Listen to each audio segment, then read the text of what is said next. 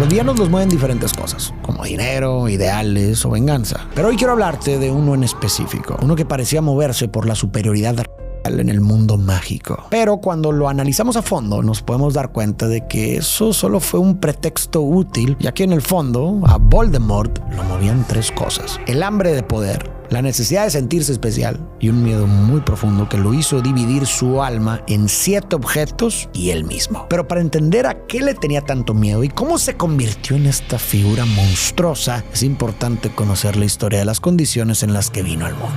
Mira, proviene de la familia Gant, los últimos descendientes vivos de Salazar Slytherin, uno de los fundadores de Hogwarts. La madre de Voldemort, Merope, era física y psicológicamente por su padre Marvolo y su hermano Morphin. En ese contexto se enamoró de un muggle rico y apuesto llamado Tom Riddle, luego huyó de su hogar, le dio una poción de amor a Tom y bajo ese hechizo se casaron. Cuando Merope quedó embarazada, dejó de darle la poción con la esperanza de que él la amara o se quedara por el bebé, pero Tom la abandonó. Nunca volvió a verla y jamás se preocupó por saber qué fue de su hijo. Merope dejó de usar magia, aunque esta podría haberla ayudado a sobrevivir. Desesperada, vendió una de las pocas reliquias que conservaba su familia, el guardapelo de Slytherin, a Borgin, de Borgin y Burkes, algo que será clave más adelante. Poco después llegó enferma al orfanato de Bull, dio a luz y murió. Su desesperanza era tan grande que se negó a levantar la varita pese a tener un hijo que la necesitaba. Así nace Tom Marvolo Riddle el 31 de diciembre de 1926, producto de una unión sin amor. Tom crece en el orfanato de Bull, un lugar lúgubre, frío y sin afecto, donde pronto descubre que es diferente a los demás. Sin saber aún que posee magia, Tom descubre habilidades extraordinarias que decide usar para asustar, controlar y dañar a otros niños, siempre en secreto. Tras una pelea con un niño llamado Billy, usa sus poderes para colgar el conejo del niño de las vigas del techo. En otra ocasión, durante una excursión al campo, lleva a Dennis y Amy a una cueva donde hace algo tan aterrador que ambos quedan profundamente marcados. Tom asegura que solo estaban explorando. Él mismo decía: puedo mover cosas sin tocarlas, puedo hacer que los animales hagan lo que yo quiero, puedo hacer que les pasen cosas malas a las personas que me molestan, puedo hacerles daño si quiero. También roba objetos a otros niños y los guarda en su armario como trofeos, recuerdos de sus víctimas. A los 11, Tom recibe la primera visita de su vida. Albus Dumbledore, entonces profesor de transformaciones en Hogwarts, acude al orfanato para ofrecerle un lugar en la escuela. Antes de conocerlo, la directora del orfanato, la señora Cole, le habla de su comportamiento, de que casi nunca lloraba y de los incidentes del conejo y la cueva. Cuando Dumbledore entra en la habitación, Tom cree que se trata de un médico que viene a llevárselo a un asilo. Sin embargo, Dumbledore le habla de Hogwarts y le explica que sus habilidades son magia. Tom se emociona y se susurra a sí mismo que siempre lo supo: es especial.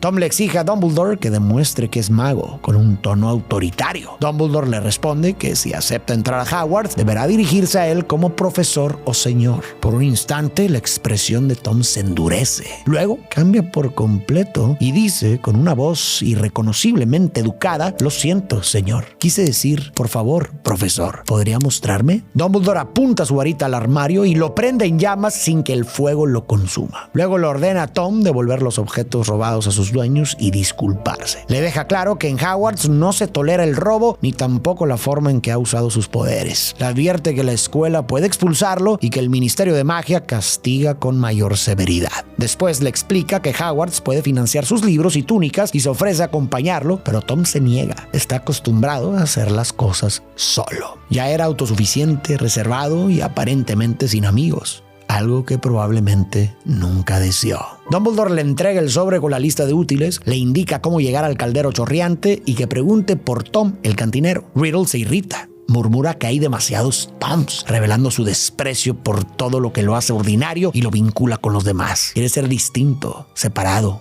notorio. Tom pregunta si su padre era mago, pero Dumbledore no lo sabe. Tom concluye que su madre no pudo ser mágica porque si lo fuera no habría muerto. Al despedirse, Tom por fin revela una habilidad que había ocultado para impresionar. Puede hablar con serpientes. Dumbledore le responde que es raro, pero no desconocido, y le inquieta menos eso que el instinto evidente de Tom por la crueldad, el secretismo y la dominación. Vamos a analizar a Voldemort para comprender mejor su historia y sus decisiones. Y para eso conviene empezar por lo que lo antecede. antecede, porque ahí hubo cosas que formaron la base de todo. De entrada, es importante tomar en cuenta su herencia genética. No debemos olvidar que la familia Gant, de la que desciende Voldemort, estaba obsesionada con la grandeza y con la sangre pura, tanto que durante generaciones se casaron entre primos para preservar esa supuesta superioridad. Y esta endogamia, según el libro, tuvo consecuencias físicas y también trastornos mentales en los herederos del apellido Gant, que terminaron siendo conocidos por su inestabilidad y su violencia.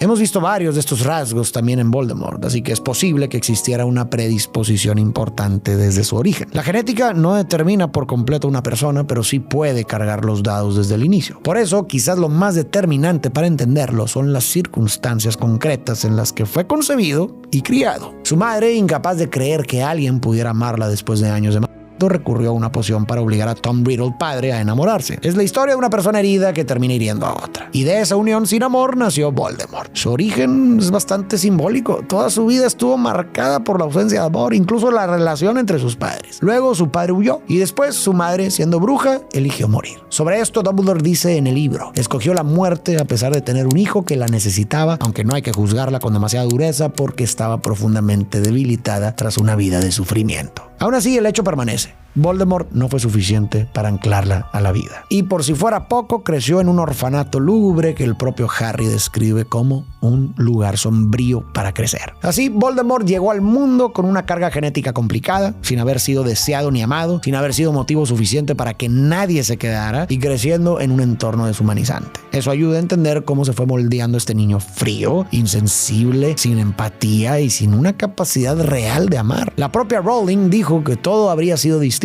si Merope hubiera sobrevivido, lo hubiera criado y le hubiera dado amor. Al no haberse sentido amado ni importante para nadie, Voldemort terminó desconectándose emocionalmente de los demás. Y cuando eres incapaz de sentir algo que te una a otro, el único que importa eres tú. Su moral se redujo a un solo principio: si me beneficia, está bien. Y desde ahí empezó a desarrollar un sentido de autoimportancia, una idea de grandeza que se reforzó todavía más cuando descubrió sus habilidades. Esa grandeza también funciona como compensación. Tapa el vacío del niño abandonado que se sintió insignificante. Él no es como los otros, él es especial, diferente. Por eso detesta su nombre común y cualquier cosa que lo vuelva ordinario, cualquier cosa que lo ponga al mismo nivel que los demás. Y como se siente por encima de los demás, cree que tiene derecho a todo. Y como no puede conectar por afecto, la alternativa es el poder. Por eso se impone, manipula o aterroriza a los demás. Como solo él y sus deseos importan, cooperar, ayudar o cuidar a alguien no le gratifica. Lo que sí le gratifica es dominar y controlar. Eso lo pone por encima y le sirve para conseguir lo que quiere. Y sin culpa ni empatía, no hay freno interno. Por eso le resulta tan fácil lastimar. Está preparado psicológicamente para hacerlo. Desde niño hemos visto cómo somete a sus compañeros sin remordimiento, reafirma su superioridad y además lo disfruta. Incluso los objetos robados que guardaba como trofeos cumplían esa misma función. Eran recordatorios visibles de su habilidad y de su poder sobre otros. Y eso es gratificante. Pero detrás de todo eso también hay una necesidad de sentirse invulnerable. Si para él los vínculos no existen o no son confiables, los demás son una amenaza. Por eso se aísla y reemplaza la confianza por control y miedo. Domina para que nadie lo domine. Así se asegura de no sentirse expuesto, frágil o vulnerable. Tom compra todo lo necesario para la escuela, incluida su varita en Ollivander, 13 pulgadas y media, de tejo, con núcleo de pluma de Fénix, de Fox, el Fénix de Dumbledore. Llega a Hogwarts en 1938 con una túnica de segunda mano y es asignado a Slytherin casi al instante en que el sombrero seleccionador toca su cabeza. En Hogwarts no muestra signos de arrogancia ni agresividad. Como huérfano excepcionalmente talentoso y atractivo, atrae de inmediato la simpatía del personal. Parece educado, tranquilo y ávido de conocimiento. Aún así, Dumbledore, por la impresión que le dejó en el orfanato, lo vigila de cerca y Tom aprende a ser más cauteloso con él que con los demás profesores. Con el tiempo, Riddle reúne a un grupo de seguidores, los Caballeros de Walpurgis, precursores de los mortífagos, aunque no siente afecto por ninguno. Son débiles en busca de protección, ambiciosos en busca de gloria y matones en busca de un líder que les muestre formas más refinadas de crueldad. Tom se cuida siempre de no quedar vinculado de manera concluyente a sus incidentes y mantiene la imagen de alumno ejemplar. Aunque Voldemort es incapaz de conectar emocionalmente con otros, sí desarrolló una empatía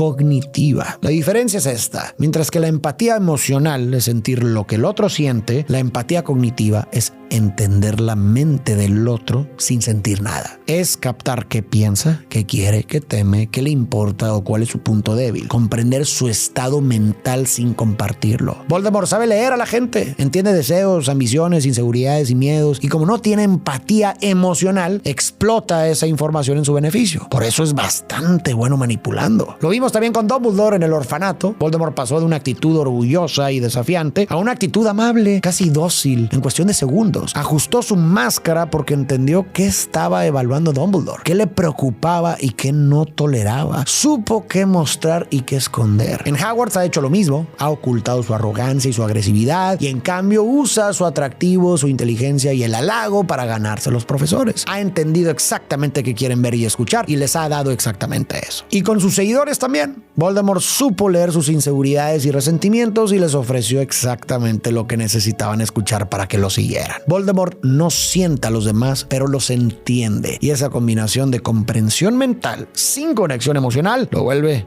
sumamente aterrador. Puede detectar el punto exacto donde presionar sin que nada dentro de él le diga alto. Durante su estancia en Hogwarts, Tom se obsesiona con su origen. Busca rastros de su padre en Hogwarts, pero no encuentra nada y termina aceptando que era Muggle. Entonces abandona el nombre Tom Riddle, adopta el de Lord Voldemort e investiga la línea de su madre, a quien despreciaba por haber sucumbido, según él, a la debilidad de la muerte. Tom descubre que su abuelo materno, Marvolo Gant, era el último eslabón de la línea de Salazar Slytherin. Y algo importante, porque lo voy a retomar más adelante en el análisis, es que Voldemort se traduce de manera aproximada como el que huye de la muerte, lo cual nos dice algo sobre su mayor miedo en la vida. En el verano de sus 16 años, Tom regresa al orfanato como cada año, pero decide buscar a los Gant. Allí encuentra a su tío Morfin, que lleva el anillo de piedra negra de Marvolo. Al ver el parecido de Tom con su padre Muggle, Morfin estalla en insultos contra Merope y le revela que Tom Riddle padre vive en la mansión cercana, que la abandonó embarazada y que ha regresado. Morfin se enfurece y empuña su cuchillo, pero Voldemort lo aturde, le quita la varita y va a la casa de los Riddle, donde se venga del padre que nunca lo quiso.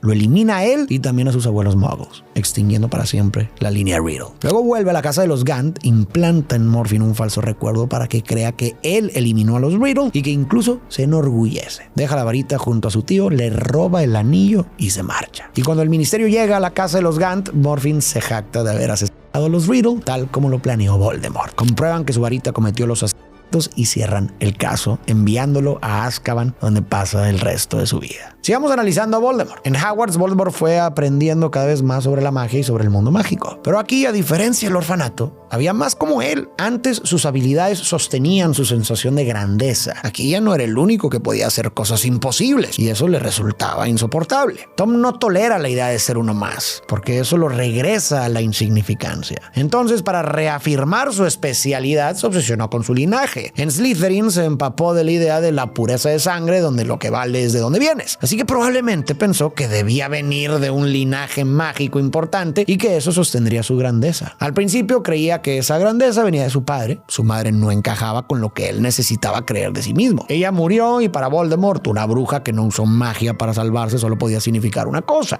debilidad. Y él no podía tolerar la idea de ser hijo de una bruja débil. Eso manchaba su fantasía de superioridad. Pero luego descubrió la verdad. Su padre era Muggle y el linaje mágico venía de su madre, y no de cualquier lado, sino de Salazar Slytherin. Los papeles se voltearon, pero el resultado le sirvió igual. No era hijo de una bruja cualquiera, sino heredero de uno de los fundadores de Hogwarts. Esta revelación debió provocarle una satisfacción salvaje. Ha de haber sido similar al momento en que Dumbledore le explicó que lo que hacía era magia. Otra confirmación de que no era común, de que era especial. Y además entendió de inmediato que ese origen podía convertirse en una fuente más de poder. Y cuando fue con los Gant y descubrió que su padre, que además era Muggle, los abandonó, fue una fuerte herida narcisista. ¿Cómo podía ser que un hombre común, alguien que él consideraba inferior, lo descartara como si nada y jamás hiciera nada por saber de él? Yo creo que eso amenazaba toda la coraza que se había construido. Le recordaba que alguna vez fue un niño que no le importó a nadie. Y lo peor, su padre seguía viviendo como si nada. Yo creo que para Tom eso fue intolerable. Y el odio lo sobrepasó. Entonces decidió ir a eliminarlo a él y al resto de los Riddle. Aunque no fue solo venganza, creo que también fue un acto simbólico. Esa parte de su linaje representaba algo ordinario dentro de él, algo que despreciaba y que amenazaba su identidad grandiosa. Y entonces los destruyó, como si así pudiera borrar de sí mismo cualquier rastro de ser uno más. Entonces, recapitulando lo que hemos analizado de Voldemort hasta aquí, su sensación de superioridad, su frialdad y falta de empatía, su facilidad para manipular, controlar de forma coercitiva, intimidar y violentar sin remordimiento, su uso instrumental de las personas y una brújula moral reducida al beneficio propio, con ese perfil vemos prácticamente todos los rasgos centrales de un psicópata. De vuelta en Hogwarts, durante su sexto año, Riddle, ya prefecto, empieza a investigar los Horcrux como vía hacia la inmortalidad. Acude a su profesor favorito, Slughorn, y le pregunta por ellos. Slughorn le advierte que es un tema muy oscuro, pero Riddle lo halaga hasta que accede a explicarle que un Horcrux es un objeto en el que alguien oculta un fragmento de su alma. Al dividirla y esconder ese fragmento, incluso si el cuerpo es destruido, el mago no muere. Riddle, incapaz de ocultar su ambición, pregunta cómo se divide el alma. Slughorn, incómodo, le dice que el alma debe permanecer intacta y que romperla es contra natura. Finalmente admite la verdad. Se logra mediante el acto supremo de maldad,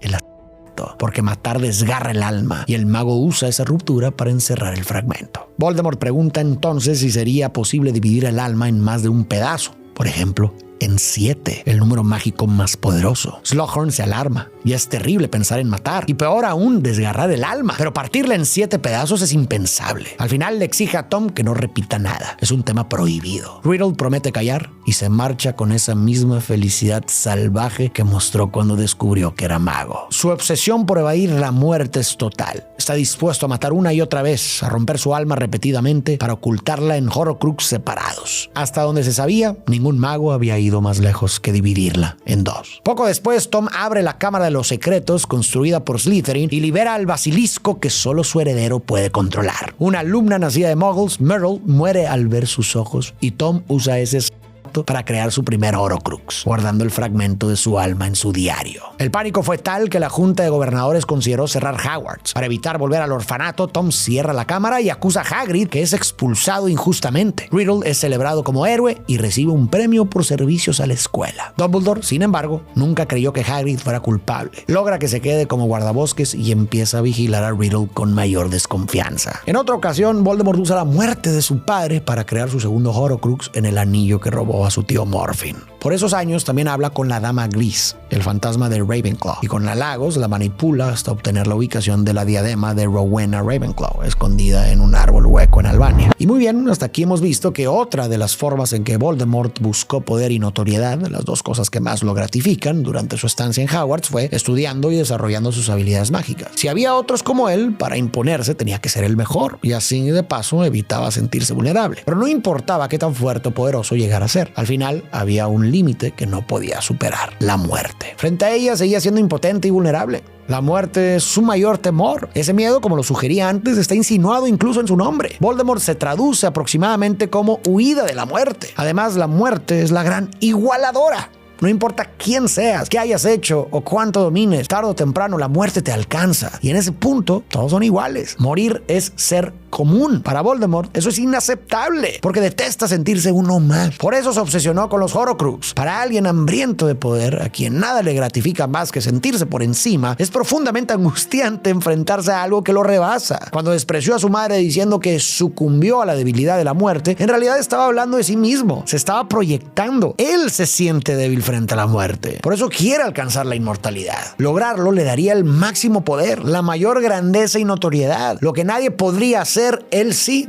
La muerte igualaría a todos menos a él. Ese sería el triunfo máximo. Y como ya vimos, sin empatía, su única brújula moral es el beneficio propio. Por eso está psicológicamente preparado para eliminar sin remordimiento con tal de conseguir lo que quiere. Llega a su último año con las mejores calificaciones. Es prefecto, delegado y ganador del premio por servicios especiales a la escuela. Varios profesores le sugieren unirse al ministerio, pero Tom lo rechaza todo. En lugar de eso, le pide al director Dippet el puesto de profesor de defensa contra las artes oscuras, porque Hogwarts es el único lugar donde se ha sentido en casa, una fortaleza de magia antigua y además un terreno ideal para reclutar seguidores. Sin embargo, Dumbledore aconseja no contratarlo y Dippet lo rechaza con cortesía, alegando que es demasiado joven, aunque le sugiere que lo intente de nuevo dentro de unos años tras adquirir más experiencia. Entonces Voldemort acepta un trabajo en Bargaining Burks. Muchos creen que es una pérdida para alguien tan brillante, pero Tom tiene un plan. La tienda comercia objetos mágicos y su labor consiste en convencer a la gente de vender sus tesoros. Con su carisma, inteligencia y encanto lo hace con facilidad. Una de sus clientas frecuentes es Hepzibah Smith, una mujer rica a la que Tom se gana con flores, galantería y halagos. En una ocasión, Hepzibah le muestra a Tom 2 artefactos que no piensa vender, pero cree que él sabrá apreciar. 2 reliquias de los fundadores de Hogwarts: la copa de Hufflepuff, que heredó por ser descendiente de Helga Hufflepuff, y el guardapelo de Salazar Slytherin, que compró en Bargaining Burks y que Borgin había adquirido de la madre de Voldemort cuando aún estaba embarazada. 2 días después, Voldemort roba la copa y el guardapelo, asesina a Hepzibah Smith y convierte la copa en su tercer Horcrux. Luego modifica la memoria de la elfa doméstica para que crea que no a su ama y el ministerio no investiga más. A diferencia de los Riddle, aquí no mata por venganza, sino por ganancia. Quería esos trofeos como cuando robaba en el orfanato o cuando le arrebató el anillo a Morphin. Tras conseguir lo que quería, renuncia a Bargaining Burks y desaparece durante 10 años. En ese periodo se sumerge en las artes oscuras, fusiona a los caballeros de Walpurgis con nuevos aliados para formar a los Mortífagos y continúa creando y ocultando Horcrux. Para hacer Horcrux el guardapelo, elimina a un vagabundo Muggle y en Albania encuentra la diadema de Ravenclaw en el árbol hueco del que le habló la Dama Gris y elimina a un campesino albanés para convertirla en su quinto Horcrux. Luego empieza a buscar escondites para sus 5 Horcrux. Entrega el diario a su fiel seguidor Lucius Malfoy con la instrucción de introducirlo algún día en Hogwarts para que la parte de su alma reabra la Cámara de los Secretos. Para Voldemort, este Horcrux es más un arma que un seguro. Esconde el anillo en la casa de los Gant, donde lo robó, y le da la copa a Bellatrix Lestrange, otra de sus seguidoras más leales, para que la guarde en su bóveda de alta seguridad en Gringotts, protegida por un dragón. Después coloca el guardapelo en la cueva donde de niño traumatizó a Amy y Dennis. Para ocultar la diadema, tras 10 años reaparece y regresa a Hogwarts para pedir de nuevo el puesto de profesor de defensa contra las artes oscuras ante Dumbledore, ahora director. Pero después de haber dividido su alma 5 veces, su apariencia ha cambiado. Ya no es el apuesto Tom Riddle. Sus rasgos parecen quemados y difuminados, cerosos y deformes. El blanco de sus ojos tiene un tono sanguinolento y su rostro es tan pálido como la nieve. Los rumores de lo que Voldemort hizo durante los últimos 10 años llegaron a Hogwarts, así que Dumbledore le niega el puesto. Como consecuencia, Voldemort maldice el cargo de defensa contra las artes oscuras, asegurando que desde ese día ningún profesor dure más de un año. Aún así, aprovecha su única visita para esconder la diadema de Ravenclaw en la sala de los menesteres, una habitación secreta que se transforma según lo que el usuario necesita y que está llena de objetos ocultos por generaciones. Voldemort la esconde ahí, convencido de que nadie la encontrará. Tras el rechazo, reúne un ejército por otros medios. Recluta a seres marginados como gigantes y hombres lobo y los une a sus mortífagos. Esta coalición desata caos y destrucción en los primeros años de la Primera Guerra Mágica, a inicios de los 70. Su objetivo es derrocar al Ministerio de Magia británico e imponer un orden de supremacía a sangre pura, considerando inferiores a muggles, nacidos de muggles y traidores a la sangre. El clima social ya era tenso y dividido, lo que le permitió explotar esa fractura. A ver.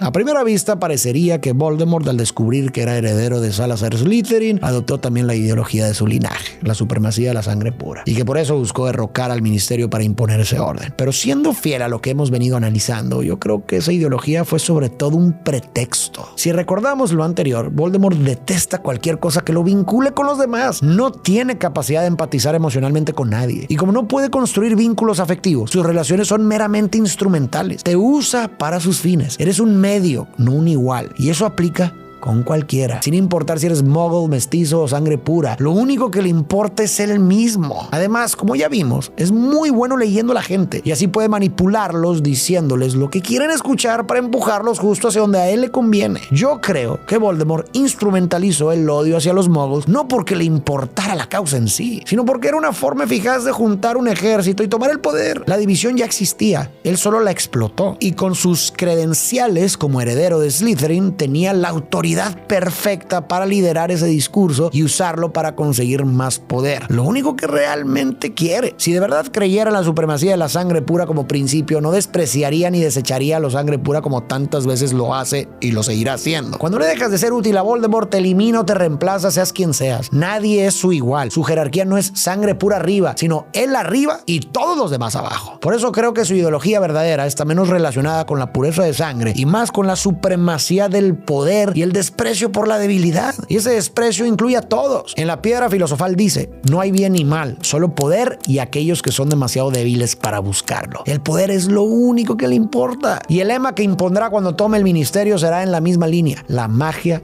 es poder. Nada de pureza, solo control. Las autoridades no estaban listas para enfrentar a Voldemort, por lo que Dumbledore, la única persona a la que Voldemort teme, crea la Orden del Fénix, una organización secreta para combatir a Voldemort y a los mortífagos. A pesar de los esfuerzos de la Orden, el poder de Voldemort sigue expandiéndose y los ataques de él y los mortífagos se vuelven cada vez más frecuentes y brutales. El terror llega a tal punto que la comunidad mágica teme incluso pronunciar su nombre y prefiere llamarlo tú sabes quién o el que no debe ser nombrado. El único lugar verdaderamente seguro es Hogwarts, gracias a Dumbledore. Aún así, la guerra se prolonga 11 años y parece que Voldemort está por conquistar todo el mundo mágico. Pero entonces todo cambia. Severus Snape le habla de una profecía. Se acerca quien tiene el poder para derrotar al Señor Oscuro. Nacerá de quienes lo desafiaron 3 veces al morir el 7º mes y el Señor Oscuro lo marcará como su igual. Tendrá un poder que el Señor Oscuro no conoce y uno deberá morir a manos del otro, pues ninguno puede vivir mientras el otro sobreviva. Voldemort se lo toma en serio y busca al elegido. Hay 2 posibilidades. Neville Longbottom, nacido el 30 de julio, y Harry Potter, nacido el 31. Pero Voldemort elige a Harry porque es mestizo, como él. La idea de que pudiera existir alguien capaz de derrotarlo le resultó intolerable a Voldemort. Como hemos visto, él se ha construido a sí mismo como alguien destinado a estar por encima de todos. Entonces, cualquier posibilidad de que eso se rompa lo descontrola. Si una profecía sugiere que un bebé podría vencerlo, prefiere ir a eliminarlo antes que vivir con la duda. Y fíjate cómo eligió a Harry por identificación. Harry es mestizo, como él. Y eso vuelve a evidenciar que el discurso supremacista de la sangre pura para Voldemort es más una herramienta que una convicción profunda. Si de verdad creyera que la sangre pura es superior por esencia, habría señalado a Neville, pero no lo hizo. Voldemort se vio a sí mismo en Harry y al reconocerse en él, lo elevó automáticamente. Si yo soy tan grande, entonces el único que podría vencerme tendría que ser alguien como yo. Snape, al enterarse, le suplica que perdone a Lily, la madre de Harry, a quien ama desde la infancia. Voldemort la acepta, pero solo si ella no se interpone. Con la ubicación de los Potter en sus manos, Voldemort entra en la casa y elimina primero a James Potter. Luego dirige su atención hacia Lily y el bebé Harry. Le pide a Lily que se aparte y le entrega al niño, prometiendo perdonarle la vida si obedece, pero ella se niega y Voldemort la elimina. Entonces apunta su varita a Harry y lanza la maldición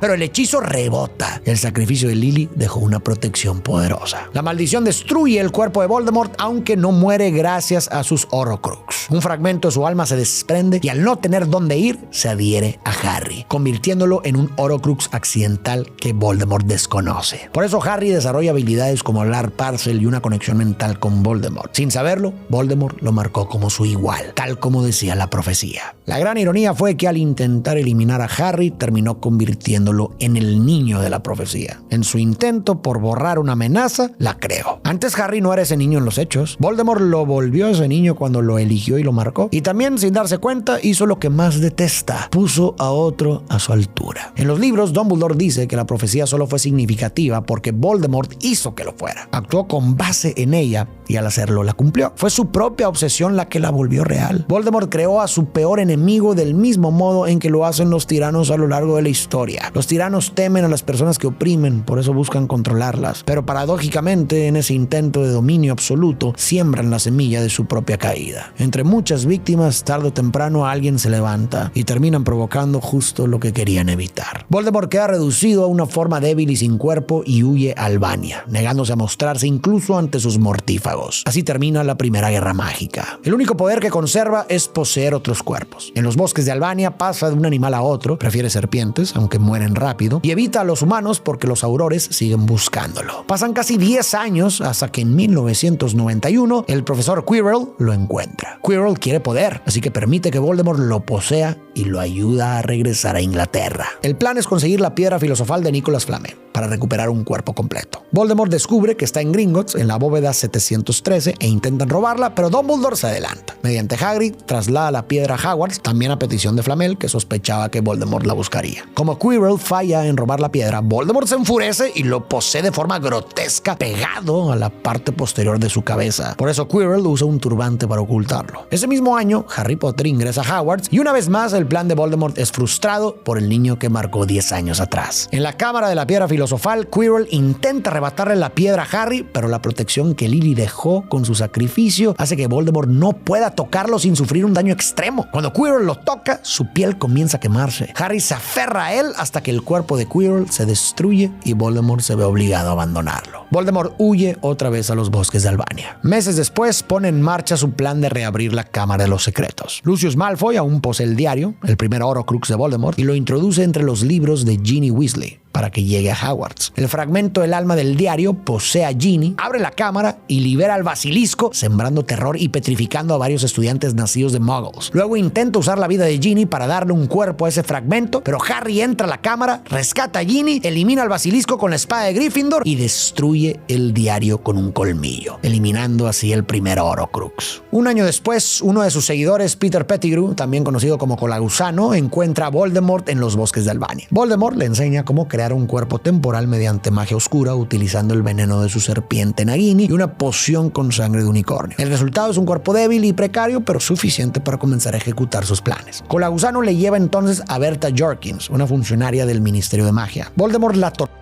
para extraer información y así se entera del torneo de los Tres Magos, de que Alastor Moody será el nuevo profesor en Hogwarts y de que su fiel seguidor Barty Crouch Jr. ha escapado de Azkaban. Después Voldemort elimina a Berta y utiliza su muerte para crear su último Horcrux, depositándolo en Nagini. En ese momento su alma queda dividida en 8 fragmentos, él mismo y 7 Horcrux: el diario, el anillo, la copa, el guardapelo, la diadema, Harry, aunque aún no lo sabe, y Nagini. Sin embargo, el diario ya ha sido destruido, por lo que solo permanecen 7 fragmentos activos. Con esto, Voldemort activa su plan para regresar. Para recuperar su cuerpo, prepara un ritual que requiere un hueso de su padre, carne de un sirviente que Colagusano entregará y la sangre de su enemigo más odiado, Harry Potter. Cree que al usar esa sangre anulará la protección de Lily y podrá tocarlo sin sufrir daño. Para lograrlo, Voldemort contacta a Barty Crouch Jr., quien suplanta a Ojo Loco Moody con poción multijugos. Manipulan el torneo de los Tres Magos para que Harry gane y toque la copa convertida en traslador que lo lleva al cementerio de Little Hangleton. Ahí el ritual se completa y Voldemort recupera un cuerpo pleno y permanente. Su nueva apariencia es más blanca que un cráneo, con ojos escarlata intensos y una nariz tan plana como la de una serpiente,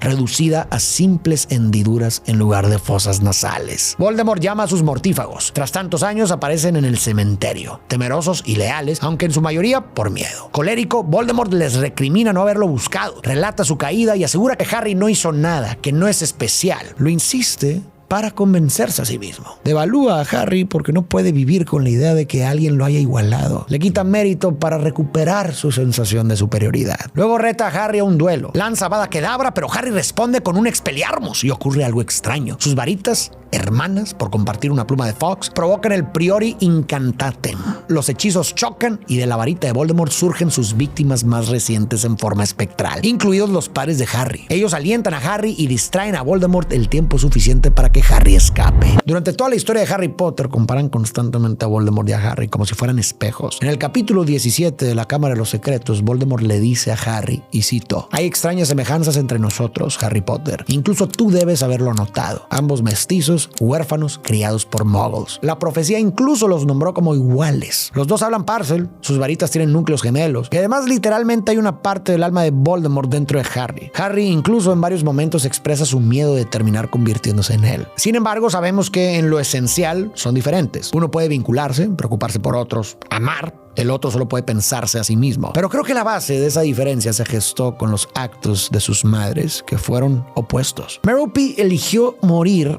a pesar de tener un hijo que la necesitaba, dejándolo sin su amor. Lily, en cambio, eligió morir por su hijo que la necesitaba, dejándolo con su amor, marcado simbólicamente en la protección que le dejó. Eso le dio a Harry una base interna diferente, y esa base le permitió algo que Voldemort nunca pudo desarrollar: confiar, crear lazos, tener amigos o preocuparse y alegrarse alegrarse por los demás. Y como los otros sí le importan, Harry puede usar sus habilidades con responsabilidad, para algo más grande que él mismo y con conciencia del impacto que tiene en quienes lo rodean. Voldemort, en cambio, usa sus habilidades solo para sí mismo y sin empatía. Esa es la diferencia central entre los dos. Voldemort creció desde el vacío y convirtió el poder en sustituto del vínculo. Harry, aunque sufrió y quedó herido, creció con una marca de amor que le permitió construir vínculos. El amor es el poder que Voldemort no conoce. Por eso no puede vencer a Harry. Y por eso mismo terminará cayendo. Harry avisa al ministerio sobre el regreso de Voldemort, pero no le creen. Voldemort aprovecha esa negación para reconstruir su ejército. Recluta gigantes y dementores. Libera mortífagos de Azkaban, incluida Bellatrix. Y un año después se revela públicamente. Así inicia la Segunda Guerra Mágica. Y el terror vuelve a extenderse. Su siguiente movida es capturar a Ollivander para entender por qué su varita no pudo vencer a la de Harry. Ollivander le revela que ambas comparten el mismo núcleo y que por eso no funcionan bien cuando se enfrentan. Esto tranquiliza a Voldemort, que temía que Harry hubiera escapado en Little Hangleton por alguna habilidad oculta o superior. Ollivander también le habla de una varita legendaria, la varita de Sauco, una reliquia de la muerte, supuestamente capaz de volver invencible a su dueño. Mientras tanto, la Segunda Guerra Mágica continúa. Voldemort se apodera de Hogwarts tras la muerte de Dumbledore a manos de Snape y coloca a Snape como director junto con los Carrow. Luego toma el Ministerio de Magia e instaura un régimen totalitario controlando al ministro mediante la maldición Imperius. Voldemort inicia la búsqueda de la varita de Sauco y finalmente descubre que había estado en posesión de Dumbledore y que ahora se encuentra enterrada con él. Va a su tumba, la obtiene y cree que ahora es aún más imparable de lo que ya era. Por estas fechas, según la obra de teatro, también se dice que tiene una hija con Bellatrix, Delphi. El 1 de mayo de 1998, Voldemort entra en pánico al saber que Harry irrumpió en Gringotts, en la bóveda de Bellatrix, y robó la copa de Hufflepuff. Entiende que Harry está buscando sus Horcrux para destruirlos. Furioso, mata a los duendes que le informan y repasa mentalmente las ubicaciones de sus Horcrux, sin notar que Harry está conectado a su mente. Luego viaja a la casa de los Gant y a la cueva, descubre que el anillo y el guardapelo ya no están, y asume que han sido destruidos. Luego Voldemort va a Hogwarts, donde está la diadema, y se encuentra con que el castillo se ha levantado contra él. Llama a todas sus fuerzas, mortífagos, carroñeros, hombres lobo, gigantes y dementores, y así empieza la batalla de Hogwarts. Durante la pelea, la copa de Hufflepuff y la diadema son destruidas. En ese punto solo quedan dos Horcrux, Nagini y Harry, aunque Voldemort no sabe lo de Harry. Además, la varita de Sauco no le responde como esperaba y concluye que no es su verdadero dueño. Cree que el amo es Snape por haber eliminado a Dumbledore, así que lo hace llamar y lo elimina a sangre fría usando a Nagini, convencido de que así la varita le obedecerá. Después declara una tregua de 1 hora y exige que le entreguen a Harry a cambio de paz. Harry se entrega en el bosque prohibido. Voldemort lanza Avada Kedavra y Harry cae como muerto. Pero sin saberlo, destruye el Horcrux que estaba dentro de él. Y Voldemort tampoco entiende algo más. Como usó la sangre de Harry en el ritual con el que recuperó su cuerpo, también cargó con la protección que Lily dejó. Eso quiere decir que como Voldemort sigue vivo, Harry sigue anclado a la vida. Voldemort, convencido, declara que ya no existe nadie capaz de desafiarlo. Obliga a Hagrid a llevar el supuesto cadáver de Harry a Hogwarts y lo exhibe ante todos, exigiendo que se unan a él o mueran. Pero Neville Longbottom se le planta, se niega a rendirse y decapita a Nagini con la espada de Gryffindor, destruyendo el último Horcrux. Harry entonces se levanta, la batalla se reanuda y tras la caída de Bellatrix, Harry se revela ante Voldemort, que queda atónito al verlo con vida. Harry le revela que Snape siempre fue leal a Dumbledore y que su muerte fue planeada. También le explica que Voldemort no es el verdadero dueño de la varita de Sauco. Draco desarmó a Dumbledore y luego Harry desarmó a Draco, heredando la lealtad de la varita. Voldemort se niega a aceptarlo y lanza Avada Kedavra, pero Harry responde con Expelliarmus. La varita de Sauco se rehúsa a matar a su verdadero dueño y el hechizo rebota, matando a Voldemort ya sin Horcrux que lo protejan. Así muere Tom Riddle el 2 de mayo de 1998. Por haber mutilado su alma en tantos fragmentos, queda incapaz de trascender o existir como fantasma, atrapado en una existencia débil y vacía por la eternidad. Dumbledore dice en las Reliquias de la Muerte que el verdadero amo de la muerte no es quien intenta escapar de ella, sino quien entiende que morir es parte de la condición humana y que muchas veces hay cosas peores que morir. Voldemort le temía tanto a la muerte que el nombre que eligió para sí mismo significa el el que huye de la muerte. Y paradójicamente, en su intento por dominarla, terminó siendo dominado por ella. Harry, en cambio, estuvo dispuesto a sacrificarse voluntariamente por sus amigos. No huyó, aceptó la posibilidad de morir y eso lo convirtió en el verdadero amo de la muerte. Una vez más, la diferencia entre los dos la marcó el amor. Si juntamos todo lo que vimos, podemos concluir esto. Voldemort fue un niño que nació de una unión sin amor, marcado por la ausencia de afecto y con una predisposición a la frialdad y la violencia. Creció sin aprender a querer, sin desarrollar culpa ni empatía. Y sobre ese vacío construyó una identidad grandiosa. Él no podía ser uno más, tenía que ser el más. Como no podía vincularse, reemplazó el vínculo por poder y control. Como no podía amar, usaba. Y como podía entender la mente de los otros sin sentirlos, los manipulaba con facilidad. Detectaba deseos, miedos y ambiciones y los convertía en palancas. Todo y todos para él eran instrumentos. Incluso la pureza de sangre le sirvió más como bandera para reclutar y dividir que como una convicción real. Su brújula moral no era el bien o el mal, sino lo que le convenía o no. Pero mientras se esforzaba por dominarlo todo, había algo que lo dominaba a él: el miedo a la muerte, tatuado en su propio nombre: Voldemort, el que huye de la muerte. Por eso, los Horcrux. Frente a la muerte era igual que todos. Morir lo volvía común y eso era lo que más detestaba. La gran ironía fue que todo lo que quiso evitar terminó provocándolo. Quiso ser único y en su obsesión por eliminar cualquier amenaza, terminó creando a un igual capaz de vencerlo. Quiso escapar de la muerte y caminó directo hacia ella. La profecía solo se volvió real porque él la hizo real. No fue víctima del destino, fue víctima de sí mismo. Y al final, la existencia de Voldemort quedó reducida a lo que siempre fue por dentro: un vacío. Se hizo desde una ausencia, la ausencia de amor, y terminó convertido en eso mismo: una existencia vacía por toda la eternidad.